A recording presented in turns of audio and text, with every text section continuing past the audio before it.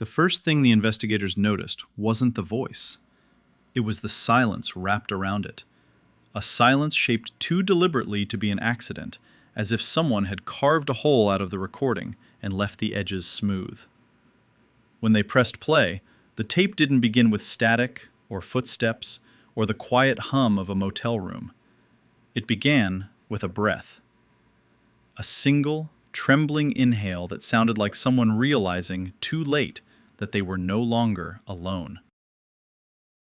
There was a faint shift of weight on a mattress, a soft tap against a wooden door.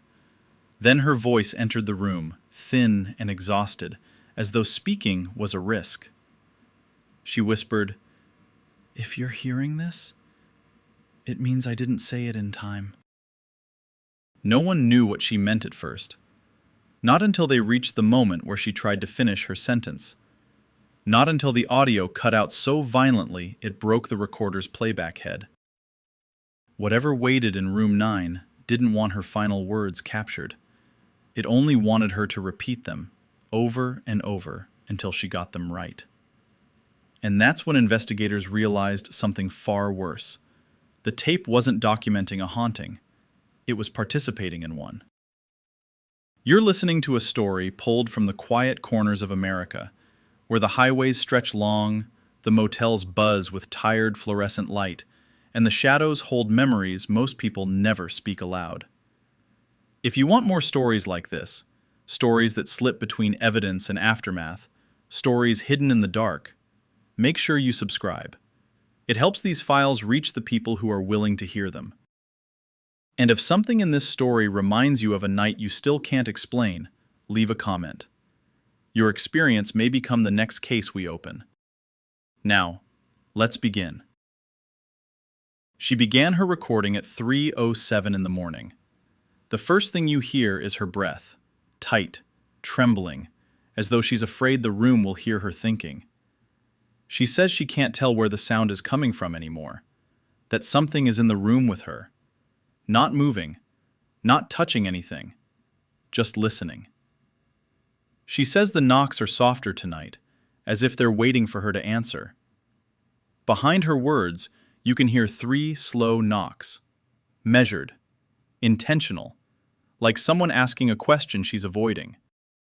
She says the voice keeps asking why she never said it, why she never finished the sentence she carried for years. She insists she did. She thinks she did. But the tape suggests otherwise. Near the end of the clip, her voice breaks. She says that if anyone finds the recording, they should tell June she's sorry. Then the audio collapses into static, abrupt and violent, as though the recorder itself rejected what came next. I've spent years listening to unsettling evidence, audios, logs, recovered tapes. But nothing has stayed with me like that opening minute. It is the only surviving piece of what investigators now call the Morrow recording.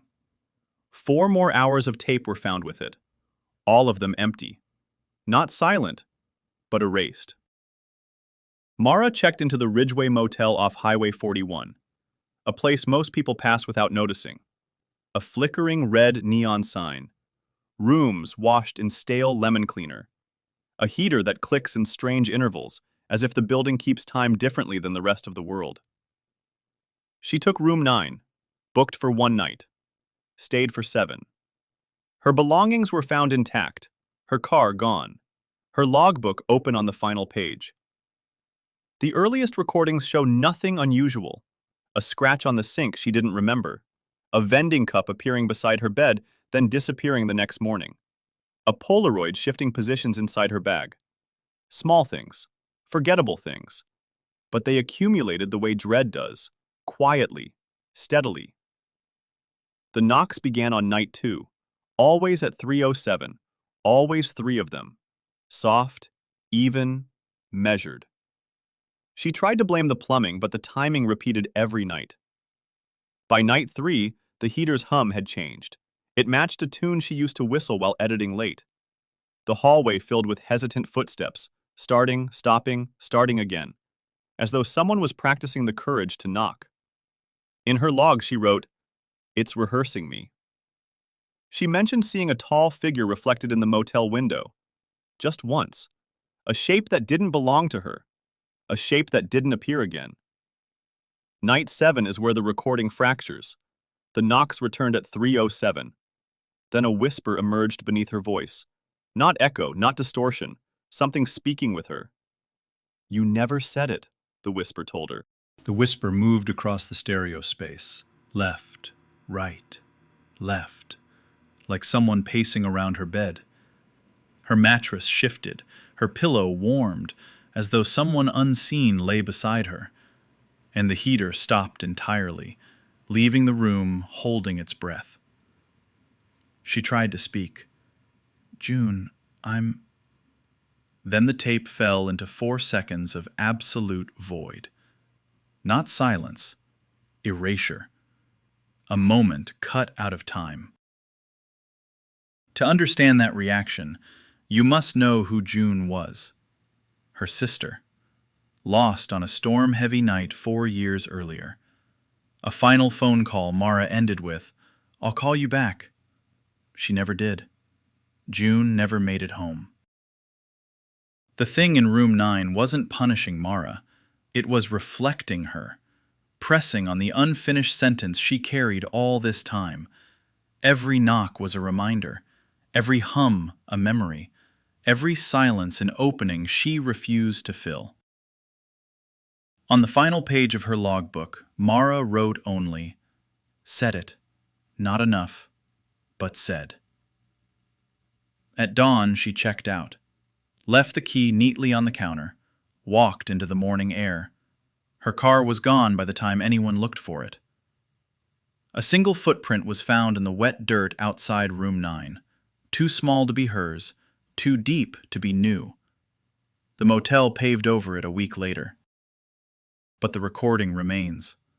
A breath. 3 soft knocks. A woman finally trying to say what she avoided for years. And if you ever find a recording with a silence shaped too precisely, listen closely. Sometimes the dead don't want answers. They just want someone to finish the sentence they left behind.